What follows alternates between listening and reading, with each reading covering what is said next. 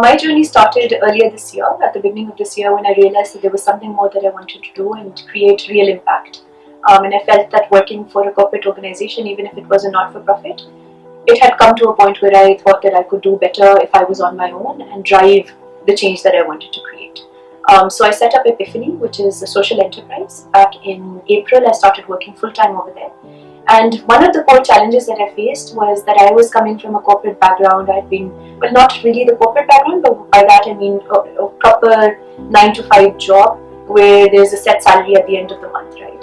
So I faced a lot of criticism and I faced a lot of question marks. Why are you doing this? Are you in your right state of mind? Why would you leave this amazing position and start your own business where you're starting from scratch all over again, right? So there are obviously some cultural constraints which come with becoming an entrepreneur.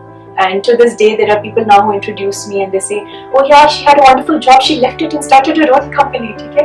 On top of it, being a social entrepreneur, I think there are certain challenges. There's always a challenge of flow of funds because your mission comes first, your purpose comes first, your profit comes second.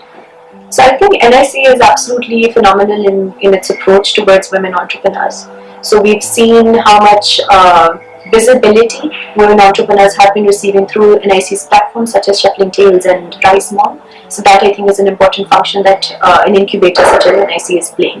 The other bit is there is that portion of seed funding. So as women entrepreneurs, you asked me about the challenges. One of the challenges that we face is access to finance. So it's more difficult for entrepreneurs, small enterprises, startups, it's very difficult to get money. On top of it, it's more difficult if you're a woman entrepreneur because investors, banks, they don't really want to invest in women. There are those challenges, there are those mental blocks, I would say, that are there. So the seed fund bit for that NIC provides to some of its entrepreneurs is very, very critical in this regard to help give women entrepreneurs that push. So ladies, aspiring entrepreneurs, people with business ideas, please apply for NIC's next cohort. Applications are open right now. The deadline is the 23rd of January. So apply early. Let's see you here at the NIC.